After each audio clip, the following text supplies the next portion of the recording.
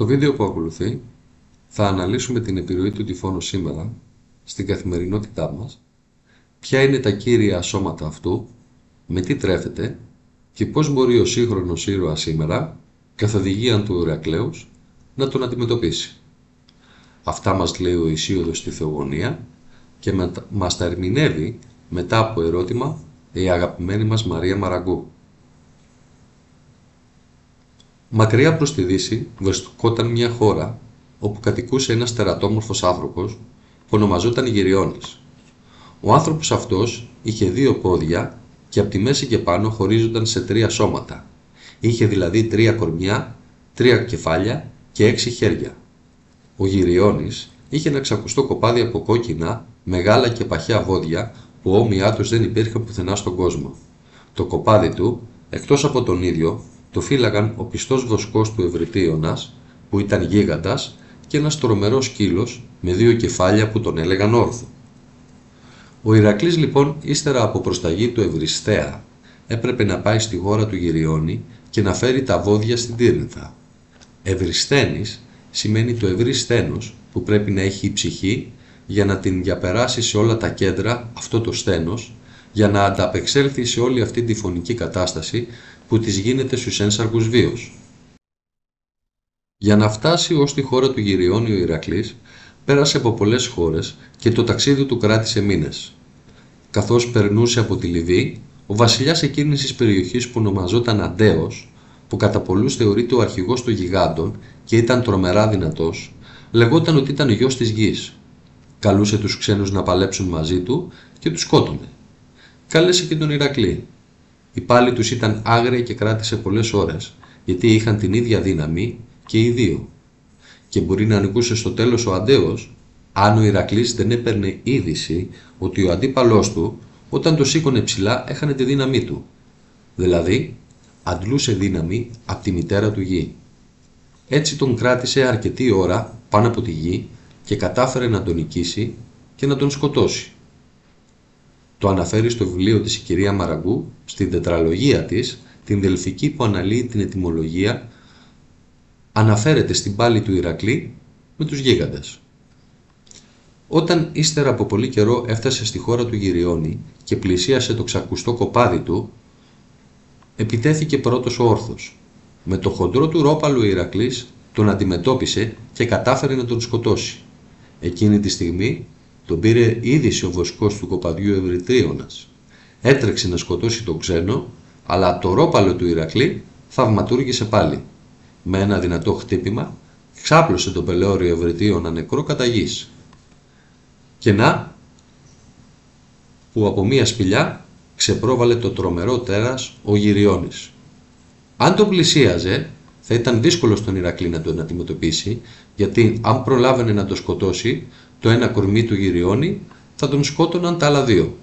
Έτσι χρησιμοποίησε το τόξο του με τα δηλητηριασμένα βέλη και κατάφερε να σκοτώσει και τα 3 κορμιά του αντιπάλου του πριν προλάβει να τον πλησιάσει. Τότε έστησε και 2 στήλες σημεία της πορείας του, τη μία στην Ευρώπη και την άλλη στη Λιβύη, τις λεγόμενες Ηράκλειες στήλες. Όταν επέστρεφε, σταμάτησε για λίγο στη Σικελία. Εκεί πάλεψε με τον Έρικα, γιο του Ποσειδώνα, και τον σκότωσε, γιατί του έκλεψε ένα τάβρο.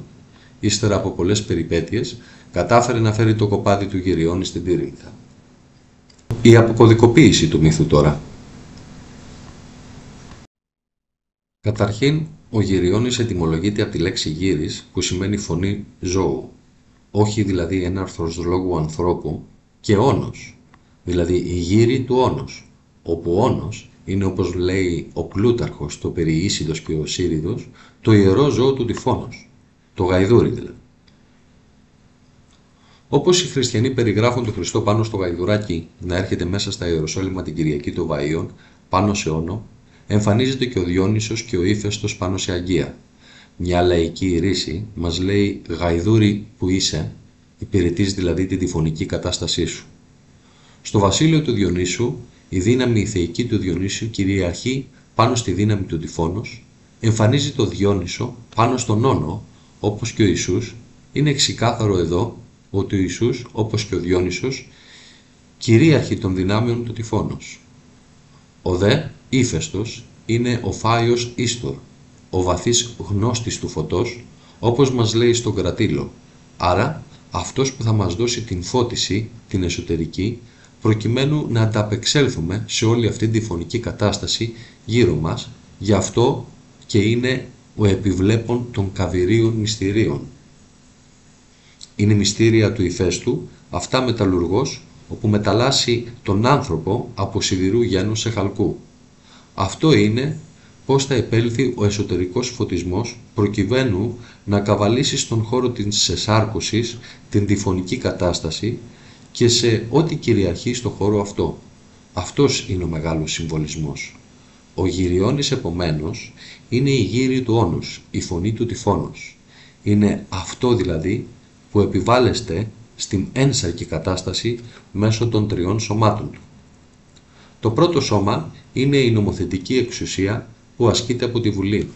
Το δεύτερο σώμα είναι η δικαστική εξουσία που είναι όλο το σύστημα των δικαστών που το έχουν πάρει με το μέρος τους οι κυβερνήσεις, γι' αυτό και ο πρόεδρος του Αρείου Πάγου διορίζεται πάντα από καινούργια κυβέρνηση. Συνεπάγεται, δεν είναι άμοντη και δεν είναι αμερόληπτη.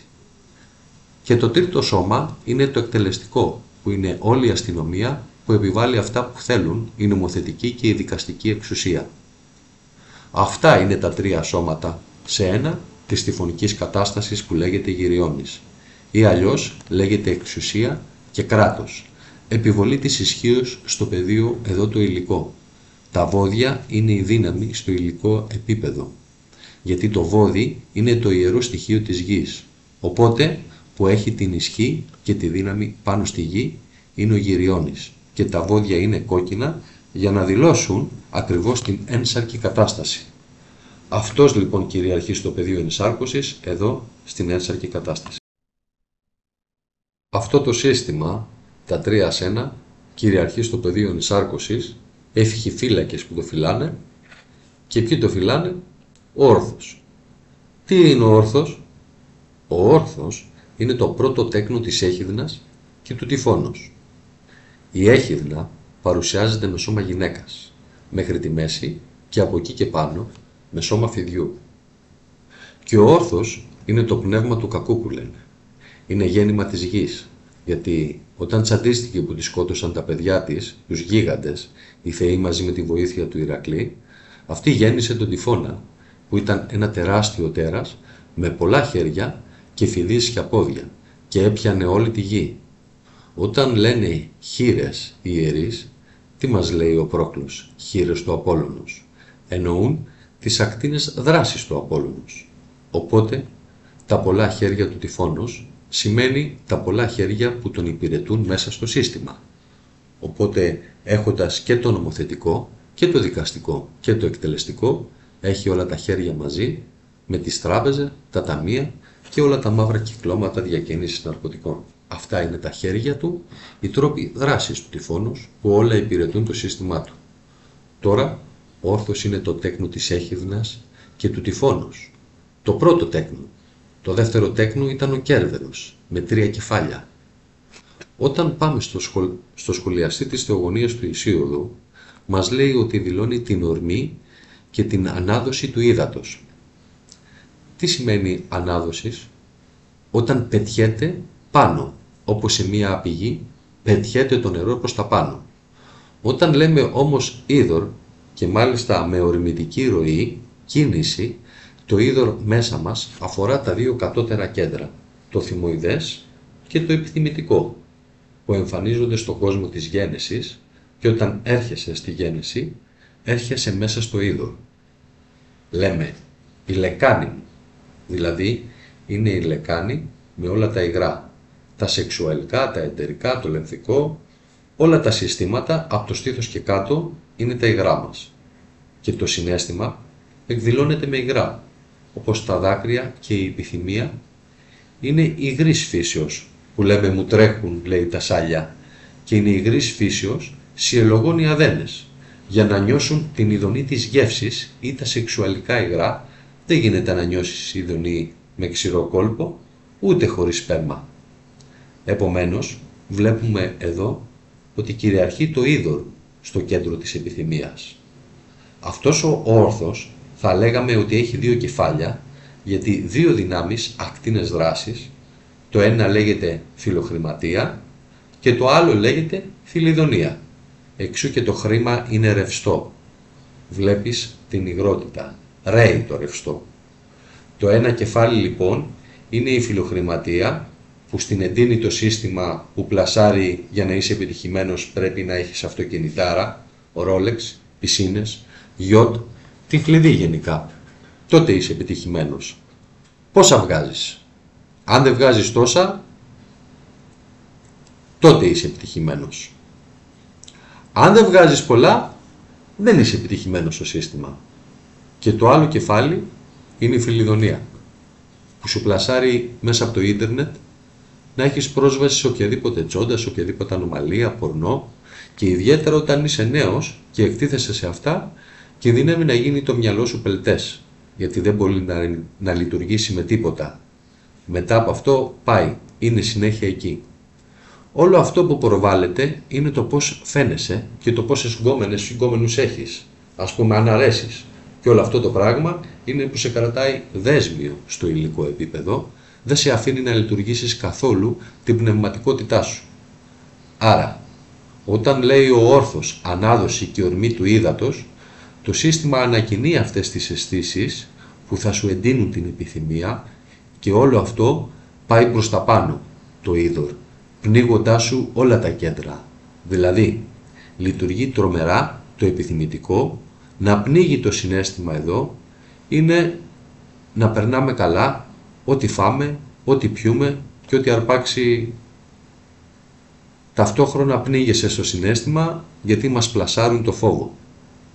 Δηλαδή ο φόβος σε κάνει δούλο, δέσμιο των καταστάσεων.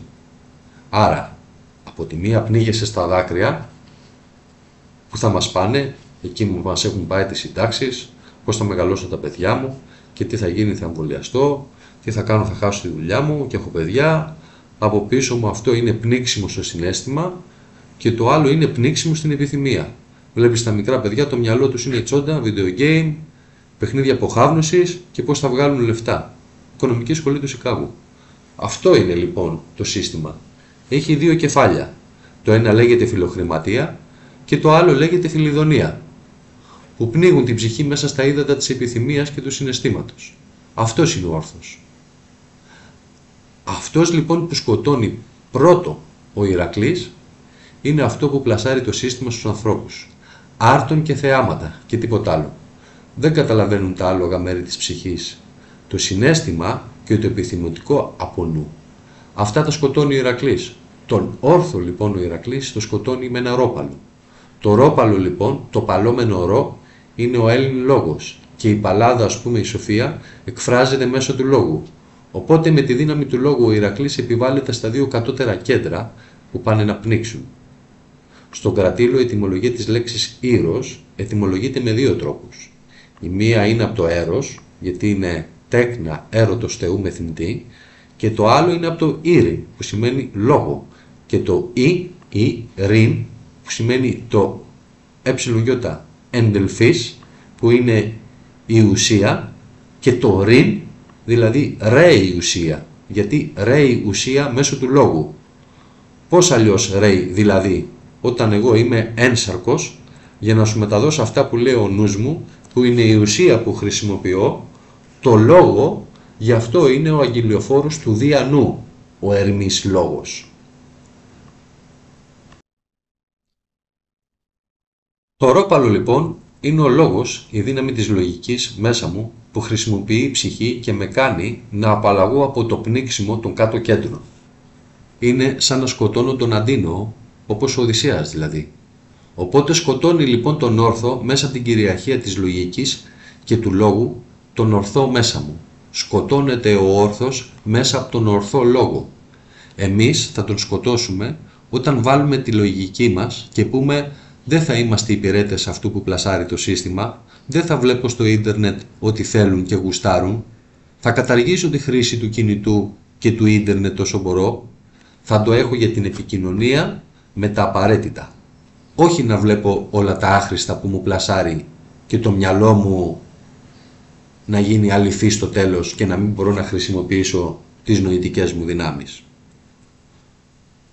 Όταν αφυπνίζομαι και αρχίζω να ακούω τα σωστά βίντεο και αρχίζω να μπαίνω στο νόημα και σκύψω πάνω από τα αρχαία κείμενα, το ιδανικό είναι να μελετήσω την αρχαία γραμματεία, γιατί αυτά τα κείμενα κίνται, δηλαδή βρίσκονται μπροστά μου, πρέπει να ορθώσουμε και να τα βάλουμε στο νου, να μην βρίσκονται μπροστά μας. Γι' αυτό και οι μούσες που δίνουν τη μυστηριακή γνώση διανοίας ορθοδότηρε, δηλαδή ορθώνουν τη διάνοια. Άρα πρέπει να διαβάζουμε αρχαία κείμενα, ύμνους ή να βλέπουμε σχετικά βίντεο. Να αρχίζουμε να αφυπνιζόμαστε. Τι είπαν οι προγόνοι μας εδώ πέρα? Η επαφή μας με τον αρχαίο Έλληνα λόγο είναι η δύναμή μας και πρέπει να το καταλάβουμε ως φίλοι αυτό. Τότε θα ορθωθεί η διάνοια και δεν θα αποχαυνοθεί. Αυτό είναι που αντιτάσσει ο Ηρακλής τον λόγο, το ρόπαλο, η δύναμη του λόγου. Τώρα για τον Ευρετίωνα, όπως μας λέει ο αρχαίος σχολιαστής, κατανέμει. Νέμει, λέει, σε ευρεία κλίμακα. Την ορμή αυτή του ύδατος την κατανέμει σε πολλά. Αυτός είναι τα μέσα μαζικής αποχάβνωσης, τα οποία τι κάνουνε? Αυτό που πάει να πλασάρει το σύστημα θα το μεταδώσουν σε πολλούς. Γιατί όλοι έχουν τηλεόραση μέσα στο σπίτι τους και θα φτάσει αυτό το τυφωνικό μήνυμα να σου διεγείρει τα κέντρα της επιθυμίας. Δηλαδή και το φόβο στο συναίσθημα παντού.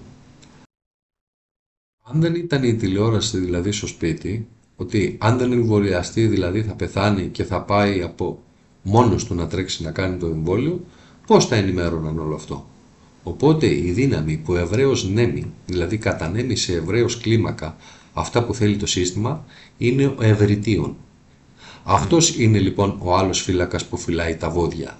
Φυλάει λοιπόν τα βόδια και εσύ γίνεσαι βόδι και σου λένε να κάνεις έγα. Δεν θα γίνεις ποτέ, θα μείνεις βόδι. Οι φύλακες του συστήματος είναι αυτό το σχέδιο αποχάβνωσης του κόσμου μέσω της φιλοχρηματίας και της φιλιδονίας και η διάδοσή του μέσω των μέσων μαζικής ενημέρωσης. Ας πούμε, αυτοί είναι όλοι οι υπηρέτες του τυφώνος. Για παράδειγμα, αυτοί που έφτιαξαν το ίντερνετ και μέσω αυτού πάνε παντού οι σιρήνες να κυκλοφορούν ελεύθερα παντού, αυτό είναι όρθος. Είναι πολύ εύκολο το μυαλό ενός ανήλικου να έχει πρόσβαση σε όλα αυτά και να γίνει το μυαλό του αληθή και να μην μπορεί να συγκεντρωθεί σε οτιδήποτε πνευματικό πάνω στις ορμές της ηλικίας. Λογικό είναι. Εδώ λοιπόν έχουμε το σύστημα, το φυλάνε αυτοί, όταν απαλλάσσεται από αυτούς, με το ρόπαλο τι κάνει? Παίρνει τα βέλη, γιατί δεν μπορεί λέει να χτυπήσει το γυριόνι, γιατί εμφανίζεται αυτός από τη σπηλιά του, δηλαδή το πεδίο ενσάρκωσης είναι η σπηλιά στην ερίδια. Ερυθρό είναι το αίμα, άρα είναι το πεδίο ενσάρκωσης γιατί έχει αίμα. Όταν λοιπόν απαλλάσσεσαι από τους φύλακες για τον γυριόνι, δεν χρησιμοποιεί ρόπαλο για να τον σκοτώσει, αλλά τα βέλη. Τα βέλη τα οποία έχει βουτήξει στη λερναία ύδρα. Μέσα τα βέλη χρησιμοποιούν τον αέρα για να κινηθούν. Τι κάνει δηλαδή? Μέσω του αέρος η διάδοση, τα ακούσματα αυτά, τα θεϊκά του Ηρακλή, φτάνουν και χτυπάνε τα τρία σώματα του γυριόνι, που σημαίνει ότι ενώ χρησιμοποιώ ως σύγχρονος ήρος, μιλάμε για τα σημερινά δεδομένα, τη δύναμη που θα μας δώσει ας πούμε για παράδειγμα το YouTube, το Twitter ή όλα αυτά τα σύγχρονα μέσα και όλα τα μέσα κοινωνικής δικτύωσης στον αέρα, αυτό που θέλουμε να διαδώσουμε. Δηλαδή, όσοι περισσότεροι υπάρχουν που αφυπνίζουν, δεν μπορεί το σύστημα να κυριαρχήσει. Είναι τόσο πανίσχυρα τα σώματα αυτά που όσο και οι καταδρομικές ενέργειες και δυνάμεις να κάνεις και να απαλλαγείς από το ένα, θα σηκωθούν τα άλλα δύο και θα σε λιώσουν. Οπότε δεν είναι ο τρόπος το αίμα μέσω αυτού. Άρα εδώ ο Ηρακλής να παλεύει με βέλη και τα βάλει πάνε στον αέρα. Μπαμ! Και δηλώνει την εξάπλωση μέσω του λόγου του αέρα που στυλιτεύει σε αυτό. Παραδείγματος χάριν, αυτό που έκανε ο Αντωνιάδης, που λέει ότι εγώ θα αποδείξω ότι είναι εγκληματική οργάνωση και χρησιμοποιεί το λόγο, δεν είναι κάτι που θα βγω έξω να φωνάξω κάτω τάδε συλλαλητήρια και φωνές. Τα έχουν χεσμένα αυτά. Δεν τους ενδιαφέρει καθόλου. Είναι κάτι το οποίο το έχουν προβλέψει και το έχουν παρακινήσει κιόλας. Ο Αντωνιάδης είναι ο δικηγόρος που με αποδείξεις από 100 θανάτους αθωώθηκε πανηγυρικά κατηγορώντας το σύστημα. Ο Αντωνιάδης είναι ο δικηγόρος που μάχεται και ο Ποντίκας είναι ο γιατρός που πετάνε βέλη τώρα στο σύστημα με επιστημονική βάση. Ο ένας με την νομική και ο άλλος με την ιατρική. Αυτούς φοβάται το σύστημα. Όχι τις αντιδράσεις που προβλέπονται και πλέον παρακινούνται από το σύστημα, να βρει η λαοθάλασσα που δεν ξέρει τι της γίνεται. Αυτοί που θα το ξέψουν τα βέλη, ο Ήρος, ξέρουν πολύ καλά τι τους γίνεται. Με ιατρική βάση, με νομική βάση και θέλει γνώση το σύστημα. Δεν μπορεί το σύστημα να καταπολεμηθεί από κάποιους απλά αγανακτισμένους, αλλά αυτούς που έχουν δύναμη στο νου και συνείδηση καθαρή ελληνική, αυτοί που βλέπουν οι αφυπνισμένοι. Ο καθένας μας θα χρησιμοποιήσει τα δικά του μέσα ή βιβλία ή δικά του μέσα όπως το YouTube και θα διαδώσει το φως. Όσο περισσότερο διαδίδεται το φως, δεν μπορεί να ελεγχθεί ο άλλος. Μία έγα, 2 έγες, 3 έγες, στο τέλος θα τους φύγει όλο το μαντρί. Ακόμα και μαντρί να έχουν, θα είναι τόσο δυναμικές οι έγες που θα είναι ανεξέλεκτο το μάζεμά τους. Δηλαδή, όλος αυτός ο μύθος μας λέει ότι τιμήστε την πνευματικότητά σας όσο μπορείτε. Μην απελπίζεστε, μην είστε μυρολάτρες. Δηλαδή, τώρα εμείς θα σώσουμε την Ελλάδα. Όχι ρε φίλε, κάτσε να κλαις τα 3 κακά της μοίρας σου και μην κάνεις τίποτα. Για να χτυπηθεί λοιπόν το σύστημα θέλει πολύ δυνατά μυαλά, πολύ καλό χειρισμό του λόγου και πολύ μεγάλο έλεγχο της ψυχής αυτών που θα τα υποστηρίξουν. Δεν μπορεί δηλαδή να διδάσκω εγώ τον Έλληνα λόγο και να είμαι φουλ φιλίδωνος. Θα μου ρίξει το σύστημα την κόμενα και θα με κάνει ό,τι θέλει. Ή να είμαι φιλοχρήματος, πόσα θέλεις ρε, να σου βουλώσω το στόμα. Πάρτα και τελικά εγώ είμαι φιλοχρήματος, υπηρετώ στο σύστημα. Πρέπει λοιπόν να ξεπεράσω αυτά τα πράγματα, έτσι σκοτώνω τον όρθο και να χρησιμοποιήσω τα όπλα αυτών για παράδειγμα. Το YouTube για να μπορέσω να διαδώσω αυτό που θέλω εγώ. Ένα παράδειγμα. Έτσι θα μπορώ να χτυπήσω εγώ. Μπορεί περισσότερος κόσμος να αφυπνίζεται και να είναι καθαρός συνειδησιακά και όχι μέσα στα πάθη. Αυτή είναι η δύναμη, γιατί είναι η κρίσιμη μάζα. Πρέπει να έχω γύρω μου συνειδητοποιημένους και αφυπνισμένους. Δεν μπορεί να είμαι μόνος μου. Για παράδειγμα, είδατε τι έγινε στο Πελίτη με το πρόστιμο. Βρέθηκαν όλοι που τον υποστήριξαν και είπαν πάρει το πρόστιμο και έτσι μαζεύτηκε το πρόστιμο. Μπαμ! Και μπόρεσαν να ξεπεράσουν στο εμπόδιο. Και έτσι δεν μπορείς να με ελέγξεις. Οπότε, όσοι περισσότεροι αφυπνίζονται και συσπυρώνονται σε ομάδες, αλλά όμως σε ομάδες με πυρήνα άξιο και καθαρό. Δεν μπορεί να έχω εγώ ένα πνευματικό ταγό που είναι φιλοχρήματος ή θηλίδωνος. Δεν μπορώ να έχω εγώ πνευματικό ταγό τέτοιο. Καλά είναι να καθαρίσουμε τους κόπρους του αυγαία που κουβαλάμε μέσα μας. Άρα, όταν καθαρίσω την κόπρο μέσα στο συναίσθημά μου, να μην φοβάμαι, να μην τρέμω, να μην είμαι εκδικητικός, να μην είμαι φθονερός, να μην νομίζω ότι είμαι κάποιος ή να ζηλεύω και να φθονώ. Πρέπει δηλαδή να καθαρίσω το μέσα μου και μετά να προσλάβω τη μυστηριακή γνώση μέσα από κείμενα. Αυτή είναι η δύναμη του λόγου και θα συσπηρωθούμε σε υγιείς πυρήνες που θα ηγούνται άνθρωποι πνευματικοί ταγοί που θα έχουν άμεση πρόσβαση και γνώση των αρχαίων κειμένων για να μεταδώσουν όσο το δυνατόν καλύτερα στους άλλους για να μην κάνουν υγιή πυρήνα και υγιή κυταρά γύρω του. Γι' αυτό ο Κίσιγκερ επέμενε να χτυπήσουν τη γλώσσα μας και να μας ελέγξουν. Μία πληροφορία, 330 χρειάζεται για να ρίξουμε το σύστημα συνειδητοποιημένοι και καθαρμένοι. Απόδειξη είναι το πείραμα του 100ου πυθίκου. Ευχαριστώ.